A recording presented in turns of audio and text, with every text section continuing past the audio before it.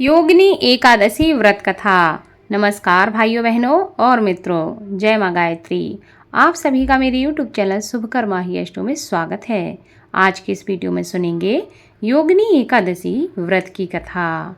उससे पहले आप सभी से विनम्र निवेदन है, अगर आप मेरे चैनल पर पहली बार आए हैं तो प्लीज़ वीडियो को लाइक, चैनल को सब्सक्राइब और वीडियो को ज़्यादा से ज़्यादा शेयर अवश्य करें, ताकि आपके साथ साथ आपके अपने भी इस कथा का लाभ ले सकें।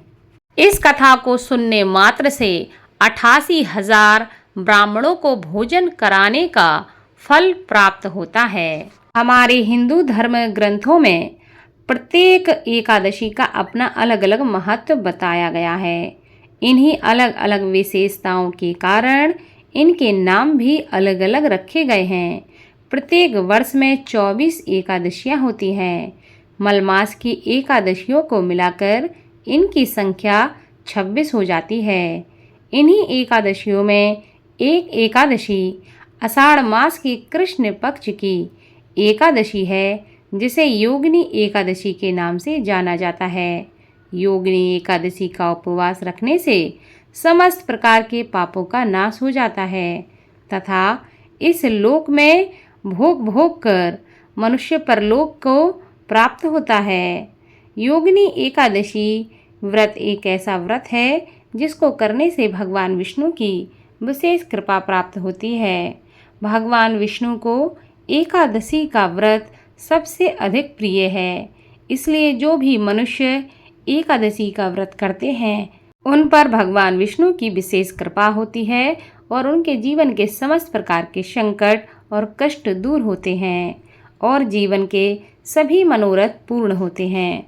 पौराणिक कथा के अनुसार महाभारत काल की बात है कि एक बार धर्मराज युधिष्ठिर ने भगवान श्री कृष्ण से कहा कि हे त्रिलोकीनाथ, मैंने ज्येष्ठ माह के शुक्ल पक्ष की निर्जला एकादशी की कथा तो सुनी है, अब आप कृपा करके आषाढ़ माह के कृष्ण पक्ष की एकादशी की कथा मुझे सुनाइए।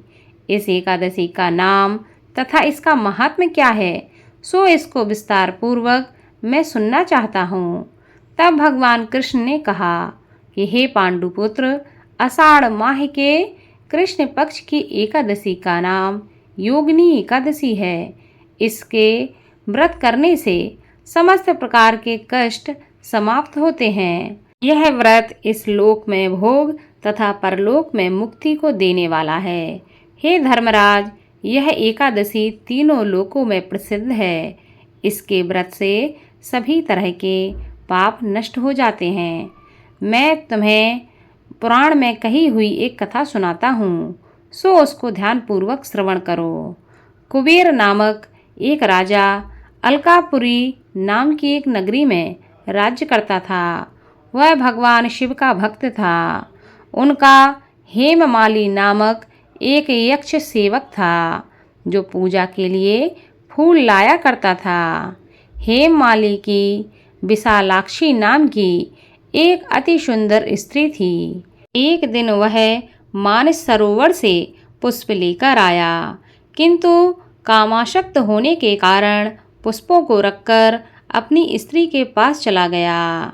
इस भोग विलास में दोपहर हो गई। हेममाली की राह देखते देखते जब राजा कुबेर को दोपहर हो गई तो उसे क्रोध आने लगा। क्रोधपूर्वक अपने सेवकों को उसने आज्ञा दी कि तुम लोग जाकर पता लगाओ कि हेममाली अभी तक पुष्प लेकर क्यों नहीं आया। जब सेवकों ने उसका पता लगा लिया तो राजा के पास जाकर उसके बारे में बताया। हे राजन, वह हेममाली अपनी स्त्री के साथ है। इस बात को सुनकर राजा कुबेर ने हेममाली को बुलाने की आज्ञा दी। डर से कांपता हुआ हेममाली राजा के सामने उपस्थित हुआ। उसे देखकर कुबेर को अत्यंत क्रोध आया और उसके होंठ फड़फड़ाने लगे। राजा ने कहा, अरे अधम, तूने मेरे परम पूजनीय देवों के भी देव श्री महादेव का अपमान किया है। मैं तुम्हें श्राप देता हूँ कि तू स्त्री के वियोग में तड़पे और मृत्यु लोक में जाकर कोढ़ी का जीवन व्यतीत करे। कुबेर के श्राप से वह तत्क्षण स्वर्ग से पृथ्वी पर आ गिरा और कोढ़ी बन गया। उसकी स्त्री भी उससे बिछड़ गई। मृत्युलोक में आकर उसने अनेक प्रकार के भयंकर कष्टों को भोगा, किंतु भगवान शिव की कृपा से उसकी बुद्धि मलिन नहीं हुई और उसे पूर्व जन्म की सारी बात याद रही। अनेक कष्टों को भोगता हुआ तथा अपने पूर्व जन्म के कुकर्मों को याद करता हुआ वह हिमालय पर्वत की तरफ चल पड़ा। चलते चलते वह मार्कंडेय ऋषि के आश्रम में जा पहुंचा। वह ऋषि अत्यंत ही वृद्ध और तपस्वी थे। वह दूसरे ब्रह्मा के समान प्रतीत हो रहे थे और उनका वह आश्रम ब्रह्मा की सभा के समान शोभा दे रहा था। ऋषि को देखकर हेममाली वहां आ गया और उन्हें प्रणाम करके उनके चरणों में गिर पड़ा। हेममाली को देखकर मार्कंडेय ऋषि ने कहा, तूने कौन से निकृष्ट कर्म किए हैं जिससे तू कोढ़ी हुआ और भयानक कष्ट भोग रहा है। महर्षि की बात सुनकर हेममाली कहने लगा, हे मुनि श्रेष्ठ, मैं राजा कुबेर का अनुचर था। मेरा नाम हेममाली है। मैं प्रतिदिन मानसरोवर से फूल लाकर शिव पूजा के समय कुबेर को दिया करता था। एक दिन पत्नी सहवास के सुख में फंस जाने के कारण मुझे समय का ज्ञान नहीं रहा और दोपहर तक पुष्प न पहुंचा सका।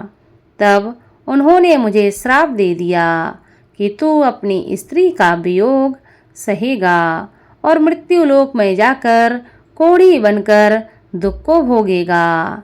इस प्रकार मैं कोढ़ी हो गया हूँ तथा पृथ्वी पर आकर भयंकर कष्टों को भोग रहा हूँ। अतः कृपा करके आप कोई ऐसा उपाय बताएं जिससे मुझे मुक्ति मिल सके।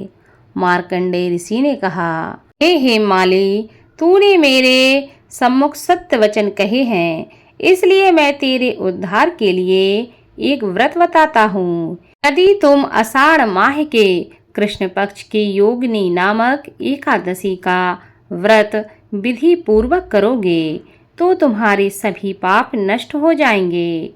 महर्षि के इस प्रकार वचन सुनकर हेममाली अति प्रसन्न हुआ और उनके वचनों के अनुसार योगिनी एकादशी का विधि विधान पूर्वक उसने व्रत किया। इस व्रत के प्रभाव से अपने पुराने स्वरूप में वह वापस आ गया और अपनी स्त्री के साथ सुखपूर्वक रहने लगा। भगवान श्री कृष्ण ने कहा कि हे राजन, इस योगिनी एकादशी की कथा का जो फल है वह 88,000 ब्राह्मणों को भोजन कराने के बराबर है। इसके व्रत करने से सभी प्रकार के पाप नष्ट हो जाते हैं और अंत में मोक्ष प्राप्त करके प्राणी स्वर्ग का अधिकारी बनता है। इसलिए इस कथा का श्रवण हर मनुष्य को करना चाहिए। ऐसा करने से भगवान विष्णु की कृपा प्राप्त होती है और 88,000 ब्राह्मणों का भोजन प्रदान करने का फल प्राप्त होता है। बोलो भगवान लक्ष्मी नारायण की जय।